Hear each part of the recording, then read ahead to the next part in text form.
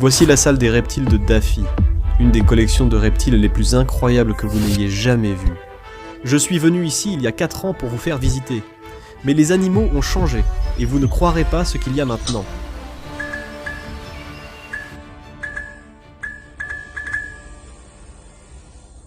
Pour commencer, les lézards à collier. C'est une espèce que j'essaye d'élever depuis longtemps, et on espère que ça va enfin marcher. Voici une femelle adulte. Oui. Et elle n'a pas de queue tronquée. Elle n'a pas la queue relevée. Ce n'est donc pas la morphologie à queue tronquée. Non, il existe une variété à queue tronquée nommée Nubs. Celle-ci est Bubs. Donc il est hétérozygote pour la queue tronquée. Non, c'est une tête pour pas queue tronquée, car c'est sa fille. Oh mon Dieu, ça va. En montant la vidéo, j'ai vu que ça semblait grave, mais c'est une blague. Pas de tête pour les queues tronquées. Ce lézard a juste la queue blessée, mais il va bien. Donc, femelle adulte, ce bébé est sorti quand? Il y a environ 8 mois maintenant. Un bébé de 8 mois. Combien de temps pour arriver à ce stade? Probablement encore 6 mois, 1 an. Adulte à part entière vers 1 an, oui. Donc ça fait probablement environ 18 mois. Quand elle aura 18 mois, elle sera de cette taille. Oui. Ils s'aiment, ils ne mangent pas leur bébé, ce qui est bien. On dirait qu'elle va peut-être porter sa prochaine ponte, espérons-le. On croise les doigts. Alors prends-le, morceau. Et futur morceau, futur morceau. On passe au suivant. Mais il n'y a pas que les lézards à collier qu'on élève ici. On a aussi... Qu'est-ce que c'est? Ceci est un bébé Gecko-Pictus. Enfin, c'est en fait une boîte avec un bébé Gecko-Pictus à l'intérieur. Voilà un bébé Gecko-Pictus tout juste éclos. Tu peux voir à quel point ils sont minuscules. Qu'est-ce qui rend les Gecko-Pictus si spéciaux? Et pourquoi en élever? Tout le monde devrait travailler avec les Gecko-Pictus. D'abord, ce sont comme une version plus petite du gecko léopard. Ils sont aussi très robustes, ils peuvent supporter une large gamme de températures et d'humidité. Vous pouvez les garder sur du sable ou sur un substrat terreux et sablonneux. Et évidemment, il y a les couleurs, les morphes, les motifs. Il y en a tellement. Donc ils existent avec plein de morphes différents. Ils en ont beaucoup. Ah, c'est sûr. Ce gars avait encore son cordon ombilical attaché. Plus de glacière, plus maintenant. Cool. Voilà. Cool. Alors, les Gecko-Pictus, combien en as-tu produit cette année? On en est à une trentaine. Si vous avez besoin de Gecko-Pictus, dites-le moi. Donc si vous voulez des Gecko-Pictus, allez sur cet Instagram juste ici et envoyez un message à Monty. Procurez-vous des Gecko-Pictus. Une visite chez Daffy sans dendrobats n'en serait pas vraiment une, même s'il t'en reste peu. Tu te souviens, la dernière fois que tu es venu, combien de dendrobates j'avais? On avait genre 20 espèces différentes de dendrobats. Maintenant, on a juste ces Reditamea et une zombe amazonica iquitos. Rouge-orangé. Rouge-orangé. Donc, ces Reditamea sont des dendrobates miniatures. Oui, tout à fait, ils sont plus petits que les autres. Oui, c'est ça. Ce qui est vraiment cool. Et voici le terrarium où nous gardons les adultes. Donc, c'est littéralement un 18 par 12 par 11. 18, oui. Et on peut à peine les voir à l'intérieur. J'ai dû les chercher. Tu dois aussi le faire. Ils se cachent dans un petit enclos à la maison. C'est trop cool. Ouais. Et on a, je sais pas, genre 40 bébés, quelque chose comme ça. Quelque chose comme ça. Donc si tu veux en acheter, où est-ce que tu les achètes? Les reptiles de Daffy. Donc tu peux aller sur Instagram, envoyer un message à Daffy, et il s'en occupera pour toi. Donc je pense que je vais peut-être en prendre 1 ou 2 chez moi. Je pense que tu devrais. Les Ranitamea sont vraiment cool, non? 2 ou 3 Tinctoria dans un bon terrarium suffisent pour les voir, mais les Ranitumea, tu peux en mettre plus. Par exemple, dans un cube de 18, tu ne fais pas beaucoup. Alfie aime aussi les grenouilles sombres. Alfie aime aussi les grenouilles sombres. Bienvenue dans la salle des reptiles de Daffy. Ils semblent plus arboricoles, non? Ils sont plus arboricoles et leurs chants magnifiques. On les voit souvent. Puis dans la file, la liquidation de la salle des reptiles de Daffy, où tous sont en vente. Nous avons les émeraudes arboricoles, que nous avons vus la dernière fois il y a 4 ans. Oui, dans le même enclos, mais ils étaient là-haut. Là-haut. Ceux-ci. Ils sont vraiment cool. Mais ils ne sont pas aussi cool que les 5 de Schneider. Tout le monde le sait. À 100%. N'est-ce pas? Certains disent le contraire. Oui. Ceux-là ont tort.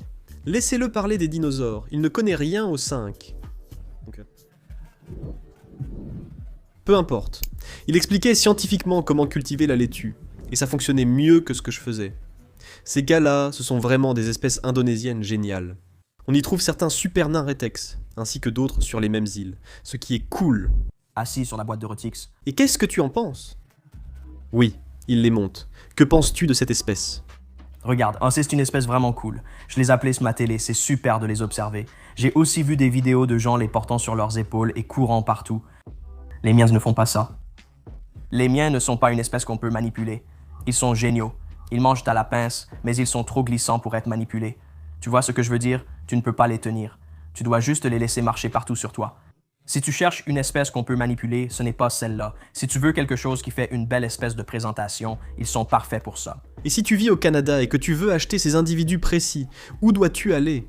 Tu peux aller chez Daffy Reptiles pour des bébés. Ces individus ne sont pas à vendre. Ton prochain terrarium est mon préféré, le mien aussi. Les dragons à cornes des montagnes sont un incontournable de la chaîne Weekend's Wicked Reptiles, parce que je les ai vus ici chez Daffy Reptiles il y a 4 ans. Avant ça, je n'en avais pas du tout. Combien en as-tu maintenant? J'en ai encore pas mal.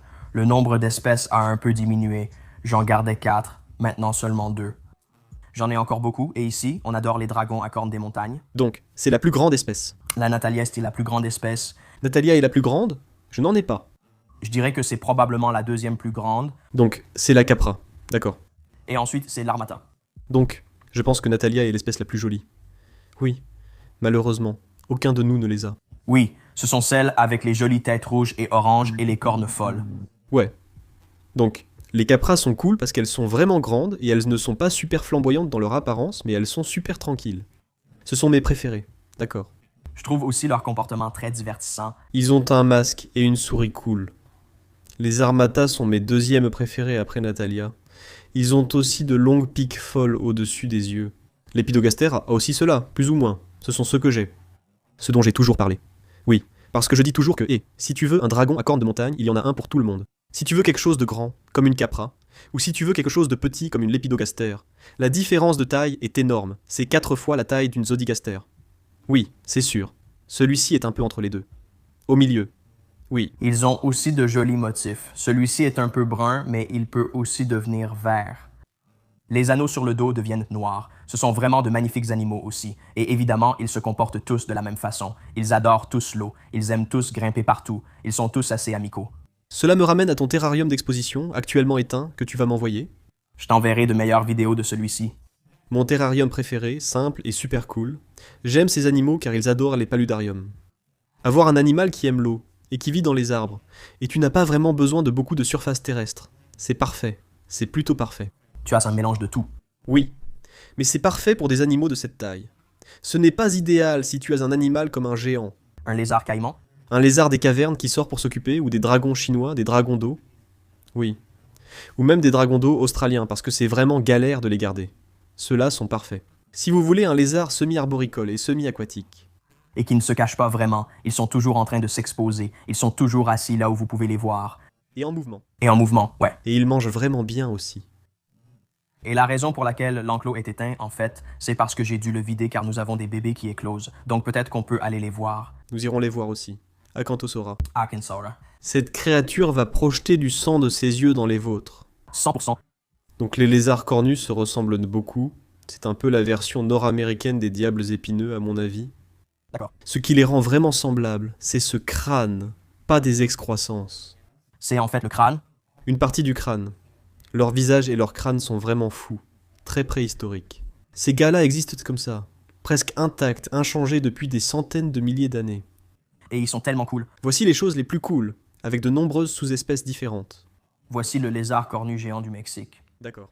Mais il y en a aussi des beaucoup plus petits. Et il y en a même ici au Canada. Oui, tu peux en trouver partout.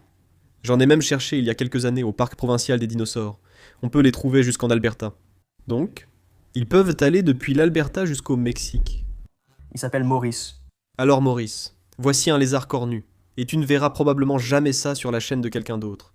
C'est le serpent qui a tout commencé pour toi. C'est mon premier serpent. Donc un python tapis jungle, ce qui est drôle parce que je pense que ceux que nous avons sont en partie jungle, mais tu me dis qu'ils ne le sont probablement pas. Parce que si un jungle ressemble à ça, les nôtres ne ressemblent pas à des jungles, donc ils ne peuvent pas être des jungles. Je pense qu'ils sont peut-être des côtiers Uriangia, côtiers Uringia. Ou côtiers popwin, donc des animaux comme celui-ci. Ceci est la taille réelle.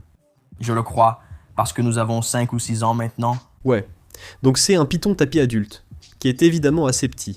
Ça te montre que même les popwins ou les Eriangia sont encore plus petits que les jungles. Donc voici Taz. Voici Taz. Et Taz, tu fais de l'élevage. J'espère faire de l'élevage. Donc, j'ai un tas de femelles. Lui, c'est le mâle, évidemment. Il est prêt. Toutes les femelles que j'ai, je suis encore en train de les élever. Mais dans 1 an ou 2, j'espère pouvoir les faire reproduire. Oui. Les pythons tapis sont vraiment cool. J'ai fait toute une vidéo à leur sujet il y a environ 1 an. Vous pouvez la regarder juste ici. Et Taz a été l'une des inspirations qui m'ont poussé à dire oui et à prendre des pitons tapis il y a quelques années, quand nous les avons eus. À mon avis, ce sont les serpents les plus cool et les plus sous-estimés. À part les pitons de Brett. Hormis les pitons de Brett, que nous aborderons bientôt. C'est la même chose. Ah, la même chose. Une espèce que je connais seulement grâce à ma venue ici. Sténodactyle. Ce sont les sténosténos, non? Sténodactyles. Non, ceux-ci sont les sténodactyles petria. Oui. Donc Sténodactylus petri, je pense en fait que c'est une espèce bien plus jolie. Donc je trouve que leurs motifs sont plus jolis. Et ils sont toujours minuscules, mais un peu plus grands. Donc ils ne sont pas aussi fragiles que tu le dis. Ils sont petits, mais plus faciles à manipuler. Donc, ces petits peuvent manger un grillon de taille normale, et tu peux toujours les faire cohabiter. Tu peux mettre des mâles avec des mâles si tu veux. Garde-les dans un petit terrarium. Ils n'ont pas besoin. Enfin, pas d'un espace trop petit, mais tu n'as pas besoin d'un grand terrarium élaboré pour ces petits. Donc, si tu devais choisir entre ceux-là et les Geckopictus, tu prendrais quoi? Ne me fais pas ça. C'est difficile. Les Geckopictus, car ils sont à vendre. Les Geckopictus sont à vendre. Les serpents des mangroves sont vraiment cool, et ils font partie de la famille des boagas. Oui. Ou plutôt du genre, je devrais dire. Oui. Genre boaga. Donc, les boagas sont vraiment cool, parce qu'ils sont venimeux avec des crochets arrière. Correct. Ceci est un boaga nigriceps. Oui. Qui est assez similaire et vient à peu près de la même région du monde, l'Asie du Sud-Est. Mais je sais qu'ils ont de grandes dents à l'arrière de la bouche. Et si tu te fais mordre par l'un d'eux, qu'est-ce qui se passe? Si tu es allergique, ça peut être grave. Sinon, tu risques juste un gonflement du doigt. Heureusement, je n'y suis pas allergique et je n'ai eu aucune réaction. Et si tu veux acheter un boag et un nigriceps? On va monter à l'étage et te montrer les autres trucs. Nous allons te montrer les autres choses. Boega. Cool, allons te montrer les autres choses. Alors, Flody, explique aux spectateurs comment le python de Brett diffère d'un python tapis. Donc, ils faisaient partie de la même famille auparavant. Je veux dire, c'est toujours une Morelia, toujours dans le même genre. Mais avant, c'était aussi une Morelia spilota. Maintenant, ils l'ont séparée en Morelia Bradley. D'accord. Pourquoi? Ils sont différents parce qu'ils ont des couleurs différentes. D'accord. Non, je plaisante. J'ignore pourquoi ils ont été séparés, mais ils viennent du centre de l'Australie. Ils ont tendance à mieux supporter les températures plus froides que les pythons tapis. Comme les diamants le font. Comme les diamants, oui. Finalement, tout dépend. Êtes-vous séparateur ou regroupeur? Voulez-vous tout mettre ensemble ou non? J'ai commencé à en élever récemment. Quand j'ai commencé à les garder, ils étaient déjà Bradley Eye. Alors, qu'est-ce que tu aimes chez les pythons de Brett par rapport à quelque chose comme un python tapis? Qu'est-ce qui te plaît chez eux? Moi, j'adore les pythons tapis en général. J'aime tous les types de Morelia. Ce sont toutes des espèces vraiment géniales. Tout d'abord, et c'est évidemment un trait de personnalité, pas une caractéristique physique, mais je trouve qu'ils sont en fait un peu plus doux. Ils ont tendance à être moins mordants que les pythons tapis. Ils sont plus faciles à manipuler. J'aime leur taille. Et ce qui est vraiment génial chez eux, c'est la couleur. Ils commencent avec un brun clair et vont jusqu'à des rouges foncés vers la base. Et puis cette queue noire comme du jet est absolument magnifique, évidemment avec les bandes et tout le reste, mais c'est vraiment un serpent génial et je ne pense pas qu'il y ait assez de gens qui en parlent. Tu sais, on ne parle pas assez de Morelia alors que c'est le genre le plus cool. Bradley non plus ne reçoit pas l'attention qu'il mérite. Donc Fadi, Ce sont les bébés. voici les bébés, 3 petits Akinsaura copra. Donc ceux-ci sont les deuxièmes plus grands des Akintosaura. Oui, ou du moins parmi ceux en captivité, oui. Donc, leurs noms sont Laverne, Raquel et Tasha, ou les 3 bébés nommés d'après la série Power pour ceux qui regardent, Raising Cain. Kanan, C'est super. Combien de temps avant qu'ils atteignent la taille de leur mère? ça prend pas mal de temps. Les dragons de la montagne cornue mettent très longtemps à grandir. J'estimerais qu'il leur faut environ 2 ans et demi, 3 ans pour atteindre la taille de leur mère. C'est aussi à ce moment-là qu'ils atteignent leur maturité sexuelle. Ils grandissent très lentement. Ils n'ont pas encore de cornes, mais vers 6 mois, elles commenceront à apparaître. Ils peuvent changer de couleur, devenir plus foncés ou plus clairs. Donc là, tu vois, ils ont l'air vert, peut-être un peu plus foncé. Ils peuvent devenir presque noirs, puis redevenir d'un vert très clair aussi. Très cool. Ouais, d'accord. Ceux-ci ne sont pas à vendre. Ceux-là, certainement pas. Alors, pour conclure, Fadi me renvoie chez moi avec un sac de friandises. Combien de Geckopictus mets-tu dans mon sac de friandises? 3 Geckopictus. Celui-ci en est un. Voilà, 3 Geckopictus. D'accord. Donc 3 Geckopictus. D'accord. Donc tu vas les choisir. Je vais choisir. Je te recommanderais, si tu remarques que certains d'entre eux ont une rayure. Oui. Rayure. Certains ont des bandes. D'accord.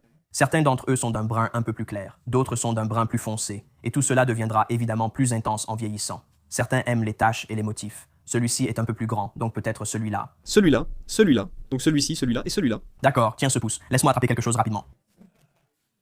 Viens ici. Alors celui-ci, juste ici. Et celui-ci, juste ici. Et ce petit gars tacheté juste ici. Merci beaucoup à Fadi, absent car il emballe mes geckos. Et merci à vous d'avoir regardé cette vidéo.